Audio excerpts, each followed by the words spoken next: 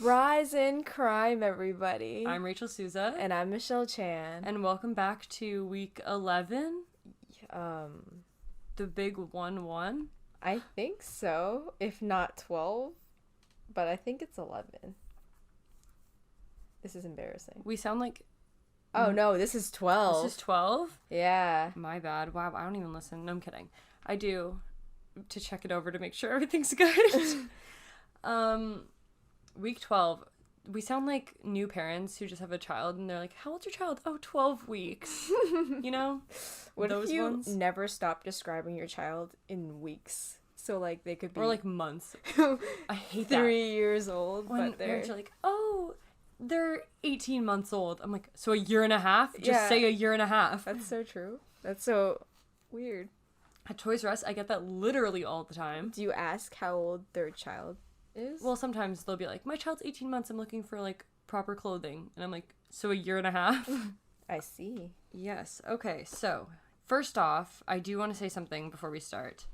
We've been getting some feedback, and we've also been noticing ourselves that some of the things that we can say can come off as insensitive, and we just wanted to apologize for that because we, like I always say, we're trying to not be, and I understand that a lot of this is touchy subjects, and sometimes we cross lines that we shouldn't, and we just thank you for your feedback, and we understand that's not acceptable, and we're trying to do better, so please keep giving us your feedback. We're just trying to do the best job we can.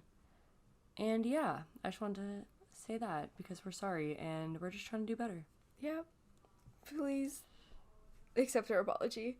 And please keep giving us feedback. We love feedback. That'd be Seriously. helpful. Yeah, it's pretty helpful. It's very helpful. Okay, so you're on the small case? Yeah. Okay, I have no idea what you're doing it on, so this should be interesting. All right, so on September 6, 2014, in Saskatoon, Saskatchewan, there was a bus that crashed into a truck and another city bus, and the police were called in. The bus had a crack on the windshield and a broken mirror, but nobody was injured.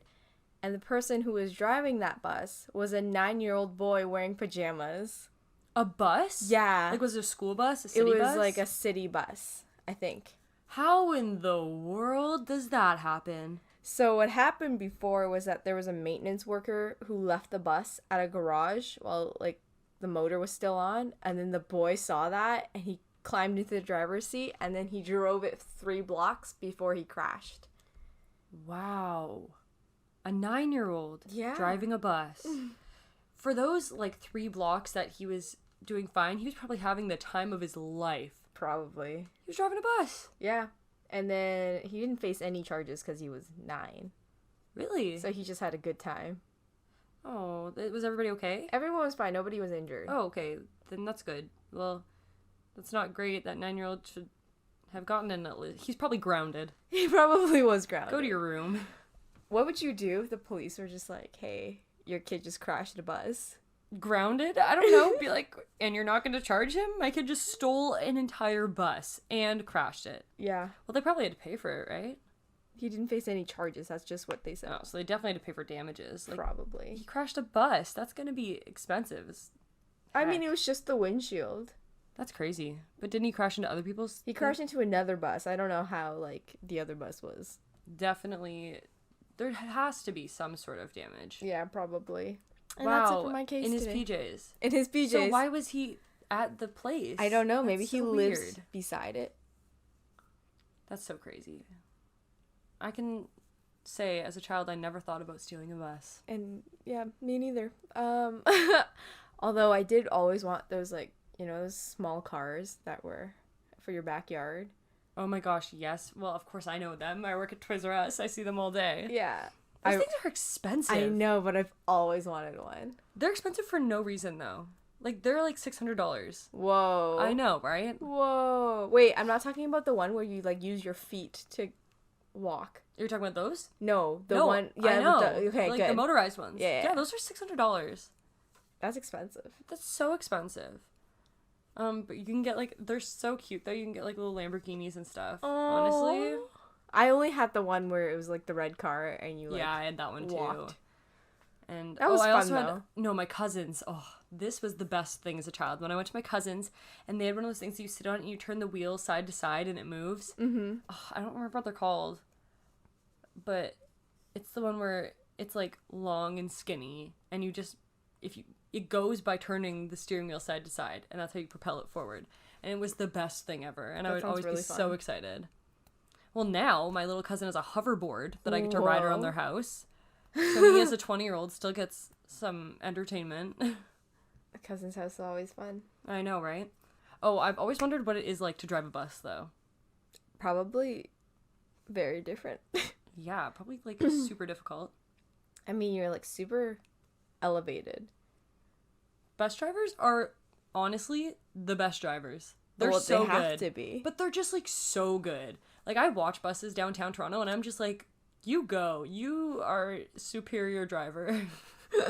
Okay, the case this week. You've probably, if you are a true crime lover and you actively look for true crime stuff, I don't know how else to put that. You've probably heard this case before.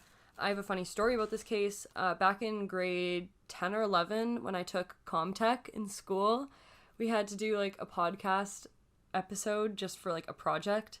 And even back then, in grade 10 or 11, I did my podcast. It was a crime podcast, and I did it on this case. Wow. So this is kind of where I began. I absolutely do not remember what my podcast was about. Mine was this case. So here I go again. This is some deja vu, except it was really bad. I went back to listen for this case to like see it, and it was just really not well done at all. And I was like, I've definitely upgraded my podcasting game. That's good. Second of all, I'm sort of cheating because this case didn't happen in Canada, but the people involved are Canadian, so I thought it was fine. Yeah, I think that's like I thought I was okay. Well, let's just, it's the case of Elisa Lam. So, Elisa Lam was born on April 30th, 1991 to loving parents in Vancouver, British Columbia. So, I couldn't find basically anything about her childhood at all, but she grew up in Vancouver and after went to UBC. Growing up, she was diagnosed with bipolar disorder and depression, and she was taking medication for both these things, and she had them very under control, which is good. But she did also keep a blog on Blogspot about her struggles with mental illness. And it was just like a good way to get out how she felt because her parents and her family kind of like didn't talk about it, as that's what I was reading in articles. And then in 2013, she switched from Blogspot to Tumblr and just kept a really detailed Tumblr about her mental illness. Okay. So it was her way of venting, I guess. That's good. Did she just take medication, or did she also see a therapist? I couldn't find anything about that. It said she was on 4 different medications, but it didn't say if she had seen a therapist or anything. Mm-hmm. So when she was 21, she went on a solo trip to California in January of 2013, doing a whole Cali tour, like visiting all the major cities. And it was something she had done before, like traveled by herself. And she was contacting her parents every single day to update them on how she was doing, on what she was seeing, just keeping close touch, which is great. So on January 26th, she took the Amtrak train from San Diego to LA, where she checked in at the Cecil Hotel. Now, it might be called the Cecil Hotel. I'm sorry about pronunciation. The Cecil Hotel is known for being, like, notorious for serial killers staying there. What? Like, there was I think there was 3 reports of serial killers, like, staying in that hotel. 3? That's a lot. Not at the same time. I know. Like, just at different Imagine times. at the same time. Oh my gosh, that'd be a mess. What if there was a serial killer convention there?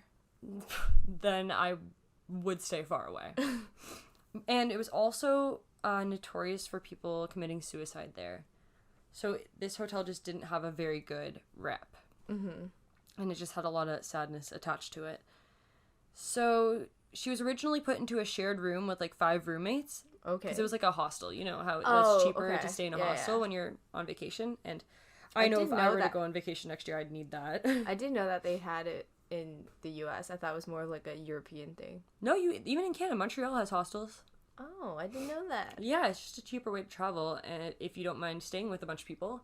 And I assume at 21, you're looking for the cheapest option, or at least I would be. So she was staying in this hostel with 5 roommates, But 2 days after she checked in, her roommates requested that she be moved because she was exhibiting odd behavior. So she got moved to a single room. Mm-hmm. So that's a little bit weird. A few days into her stay, there's this one video of her that it got released way later, like a month later, but it was a couple days into her stay. There's this video of her in the elevator. So I really, really, really highly recommend you searching this up. Just search up Elisa Lam elevator video, because I can't describe nearly as well as you could see it, obviously. Oh, I've seen this video. It is really chilling to watch, especially now knowing after what happened to her. Like, it's just really hard to watch. So don't search it up unless you're okay with it, obviously. I'm going to do my best to describe what it is. She gets in the elevator and she bends down to where the numbers are for the floors.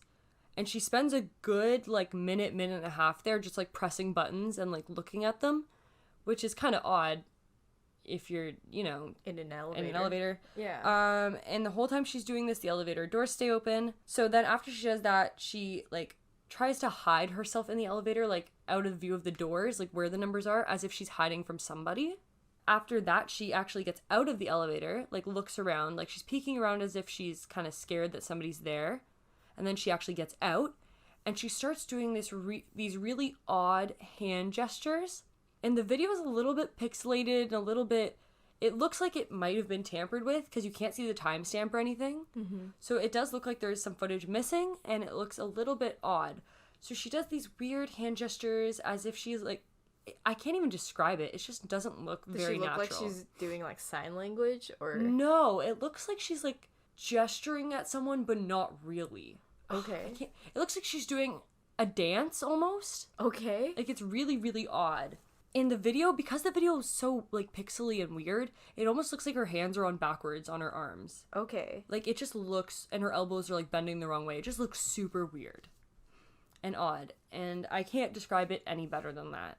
After that, she gets back in the elevator and, like, hides, air quotes, again. Mm-hmm. And then finally she gets out of the elevator and walks away. But this whole video is like 5 to 7 minutes. I can't remember how long exactly. But the whole entire time, the elevator doors stay open. Like, they never closed. Wait, so she pressed all those buttons, but the elevator door's still open? The elevator door stayed open the entire time. That's really weird. And then right when she leaves, they close. That's so weird. Isn't that incredibly weird? Because, like, I know if I get into an elevator, they, like, close after 30 seconds. Yeah. Especially after you press buttons. Yeah, and that, like, they didn't even close once. Okay. Or, no, wait, sorry. They did close once, but, like, open back up as if somebody was, like, outside the elevator pressing the button, you know? Oh. Yeah, and you can't see over there, so it is possible that somebody was there doing that. Uh-huh. But she never interacts with anybody that's, like, that could be there. Yeah. So, I don't know, it's a little bit weird. Mm-hmm. But, yeah, they stayed fully open, which is just weird. And then I think it's super weird that when she walks away, that's when they close.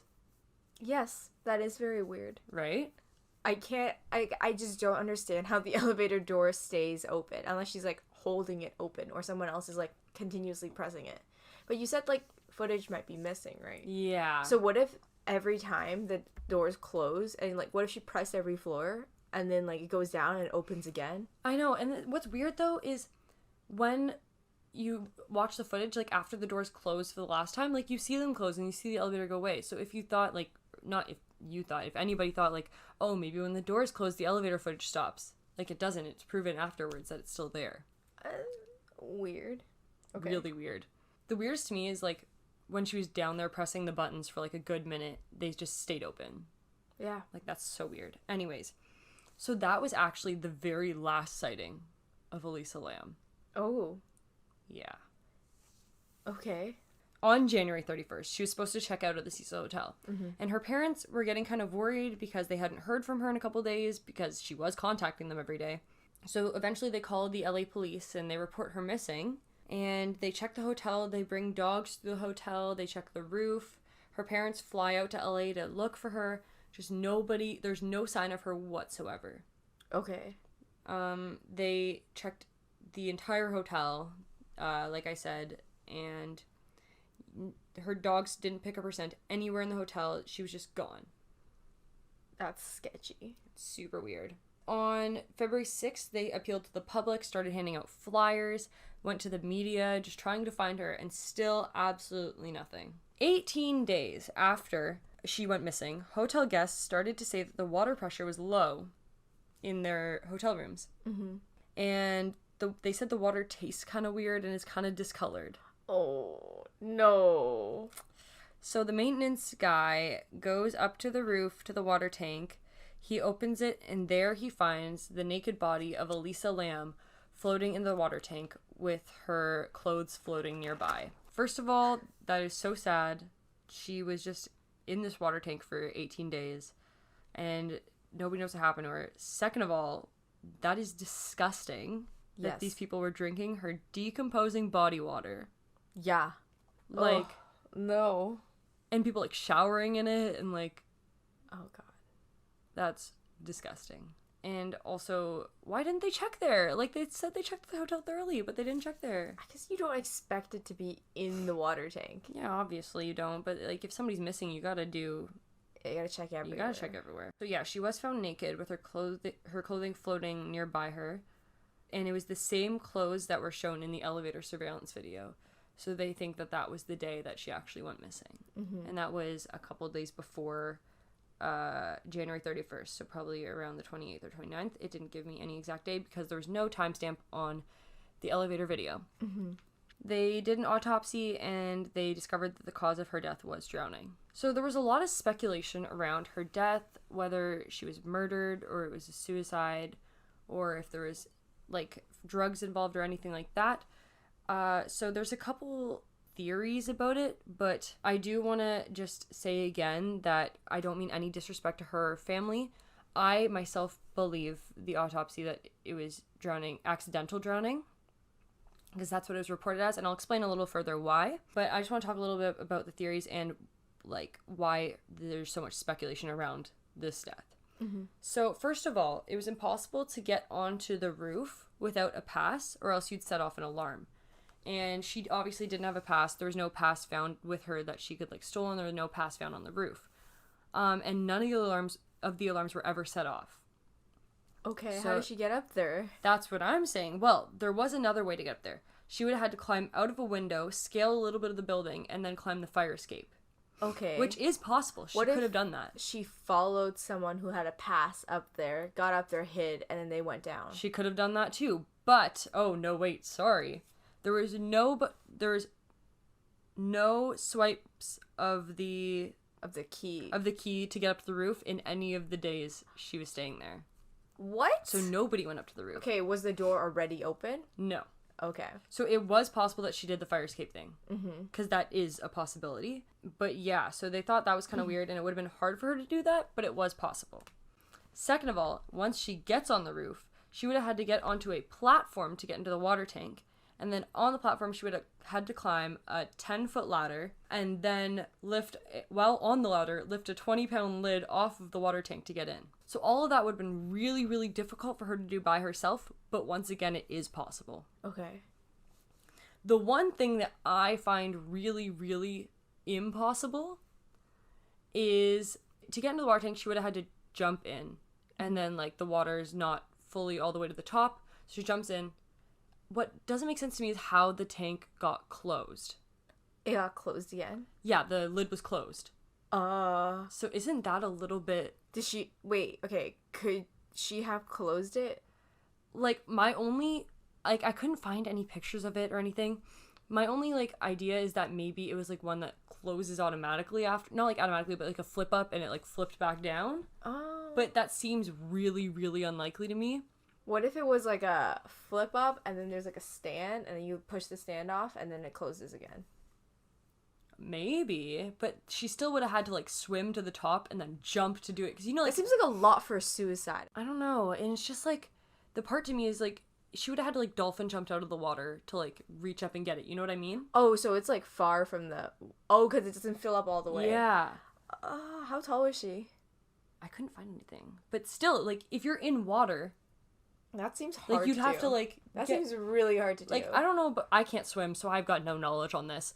But when I've seen people swim, usually you can only get like your waist out of the water. Like you can't propel yourself out of the water. And to close the lid. I don't You know what I mean? Yeah, I don't get it. Unless someone else did it. Exactly. So that's why there's a lot of speculation as to whether it was an accidental drowning or she was murdered. That's really scary. Okay, so in the toxicology report that was done on her body, no drugs were found in her body, including her medications. So she wasn't taking her medication. So it is possible that she was experiencing a manic episode or a psychotic break. Mm-hmm. And that theory does make a lot of sense because the elevator video, she could have like maybe thought somebody was following her and she was hiding in the elevator, and then she thought they were still following her, so she had to hide up in the roof in the water tank and then accidentally drowned, if you get what I mean. Mm-hmm. Or someone was following her. It is possible. And she was also having a mental break. She could have thought like, oh, I need to hide, I need to find the best hiding place, and she just decided that the water tank was, and just like hopped in. So that's like, it is possible. Yeah, what if she hopped in and then they found her in there and then closed the lid? It's possible. Oh. And another thing people were saying is they thought she was murdered because her clothes were off.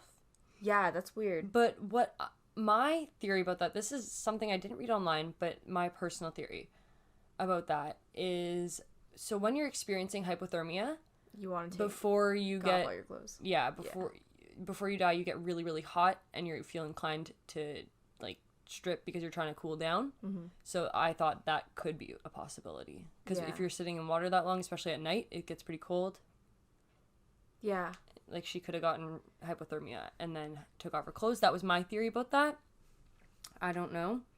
So there also is the theory that she was trying to commit suicide, like just because she was experiencing depression in her life. So there is the theory that she did attempt, or that it was an act of suicide.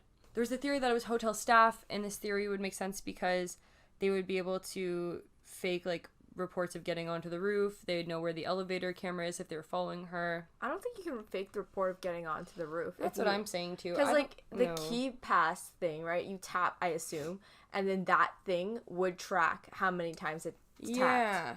There's also there was on her autopsy there was no signs of a struggle or physical trauma. So like if somebody did murder her, she would have had to been very like just like went with it, you know? But like maybe she just did hide in there and then they just put the lid over. Yeah, that's possible. Yeah. Like nobody really knows what exactly happened. The autopsy says accidental drowning. Okay, so then some people online had some different theories that are a bit out there, and I personally don't believe them, but there are people that do, and I just thought they were interesting and I should bring them up. So there is this thing called the Korean elevator game. Oh. I don't know the name of it in Korean, I'm sorry, but it basically has all these rules and it's trying to get you to another dimension. Mm-hmm. So they thought that maybe she was playing this elevator game and that's why she was pressing all these buttons, and then they thought she went to another dimension and then it made her do crazy things. I don't believe this. I just thought it was interesting to add. I've heard that theory. Yeah, it's a pretty well-known theory. The other theory, and I think this one's just a crazy coincidence. So this all happened in 2013, but in 2005, there was a movie called Dark Water that got released. So in this movie, Dark Water, almost the exact same thing happens. So this girl goes missing. The hotel guests then complain that their water is weird. They check the water tank and they find her naked body floating there. So it was almost the exact same thing that happened.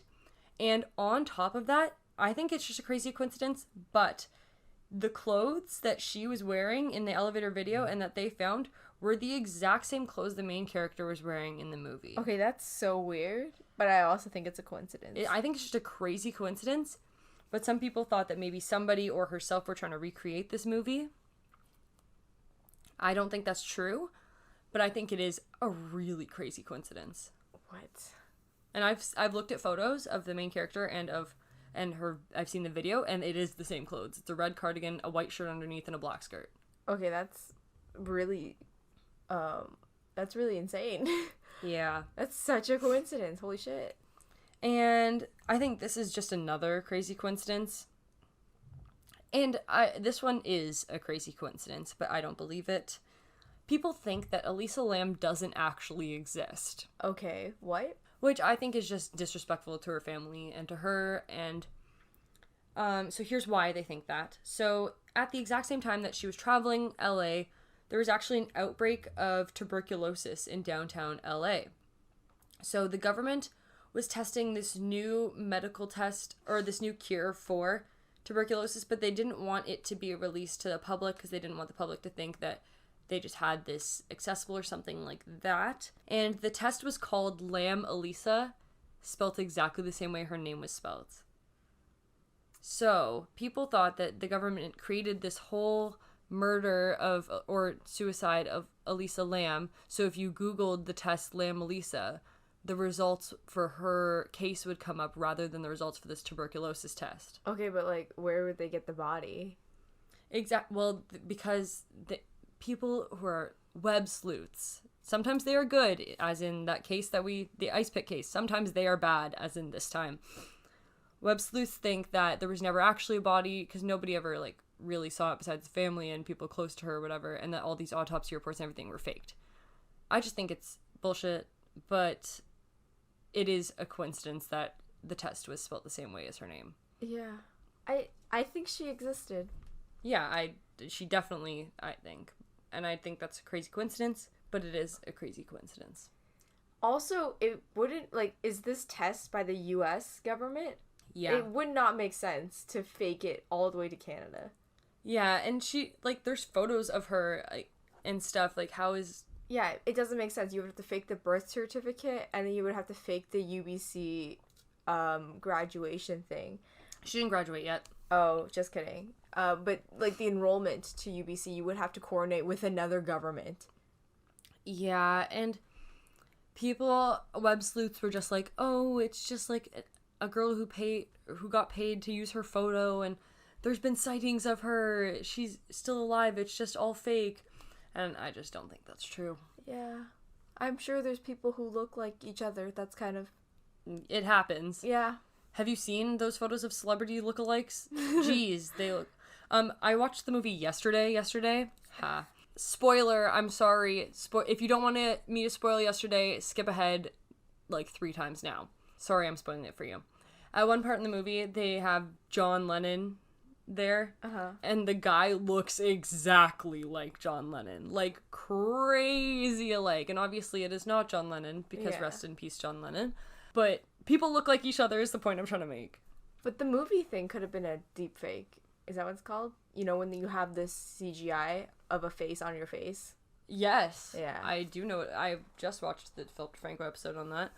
I don't know. It was all very crazy. Yeah, that's a bizarre case. I feel horribly for her and her family. It could have just been a case of she forgot to take her medicine and ended up having a break, which is really sad. I really do hope that they're able to find out what really happened, that they're still investigating into footage and stuff, because I don't think it's fair that they don't exactly know what happened. That really sucks. And there's just so many... I feel so bad because there's so many theories on this case that it's just kind of like... It's clouded over the fact that it's still... A person dying. A person dying, and that's horrible and sad. And everybody's just like, ooh, I wonder what happened, and not actually feeling, like, realizing that this is a person, she has a family. Mm-hmm. And I think that sucks. It does suck. Okay. Awkward transition. So... What's your low of the week? Nothing really terrible has happened. That's good. That's good. That's really good. Also the high. Yes. My low of the week, I have a really specific one. And I tweeted about this, and I'm still angry. What is it? So, I work at Toys R Us, as I have said a gajillion times. And I know some people listening to this are from Toys R Us. Hey guys, you probably experienced this too. I was at my return register, and this lady was doing a return, and her son came up to her with a little LOL doll. It's like a little doll, and it's like a little girl, and there's like different accessories for it and such. And he comes up and he's like, Mom, I really want this. He was probably like 7 or 8, like quite young. And his mom turns to him and goes, "You don't want your classmates thinking you're into girly stuff, do you?" And that just, every bone in every fiber of my being gets angry at that, because now this kid is gonna grow up thinking that his interests are not valid, and oof, it just hurts. That sucks. What did he say after that? He was just like, no, and walked and put it back, and that's so upsetting. Oh, that's so sad. It's a toy. Because apparently there's specific toys for girls and boys, which is such bullshit. That is ridiculous. And it breaks my heart every time a little boy or girl wants to buy a toy that's traditionally not for their gender, which is so stupid. I played with cars like crazy when I was a kid. I was gonna say my favorite toys were cars. Yeah, I played with so many cars when I was a kid. And there's so many little girls nowadays that are not allowed to play with cars because their parents say no, which is ridiculous. Stupid. Let your kid play with what they want. Jeez, so that's my low of the week, and I'm super passionate about it. I could go on for hours. What's your high of the week? I don't know. What has happened in this week? It felt like such a long time ago since last week. And I don't even know why. My high of the week, sorry, I'm just taking over because you didn't say anything. No, I'm sorry, I can't think of anything. My high of the week is, okay, so I've been just messing around with cameras. So I bought a couple disposable cameras, and then I bought a film camera because I'm crazy. And I'm just gonna take a disposable right now. So my high of the week has been taking disposables. Shout out David Dobrik, as if he'd ever listen to this. He inspired me to buy a disposable camera. How much are those? These are $10. Oh, how many? 27. Okay. But I bought a more expensive film camera today because I discovered that. Where do you develop them? I like Henry's, or like Walmart and stuff. Okay. Okay, smile. Mid-podcast shot. The best. Is that some ASMR? Get some sounds in there. Why 27? I don't know. Why not 30? I guess that's all it can hold. Anything else Odd. from this week? We have 2 more to record today, so don't take up all of your stories. I need to think of one, so maybe next not. week- Maybe next not week this you'll hear week. it. Yeah. Okay. So remember, if you leave your bus running, it might drive a kid crazy. And if you stay in a hotel with a weird elevator, it really is going to have its ups and downs. Peace out. Bye.